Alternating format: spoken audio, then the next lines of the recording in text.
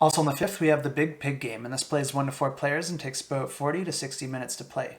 And in this game, players are taking on the roles of troublesome critters that are trying to eat all the food in the house before the family gets home. And each round, the family is going to move closer and closer down the track until they get back to their house. And if the players don't eat all the food before the family gets home, they lose the game. And the way that this works is that there are actually 3 difficulties that can be played. There's breakfast, lunch, and dinner, and each one comes with 4 different foods that need to be eaten. And each one of these foods is broken into the grid with numbers, and a player has to have a hunger larger than that number in order to eat that portion of the food, and the players are going to have to eat all of those tiles. And at the start of the game, players are going to be choosing their own characters, each with their own hand size, item limit, and hunger, and then players are going to draw action cards back up into their hand until it reaches their hand size. From that point, they're going to draw a card from the Bad Things deck, and this is going to add an effect to the entire game that all players are going to have to deal with until that card is discarded. At that point, players take turns taking an action from their card.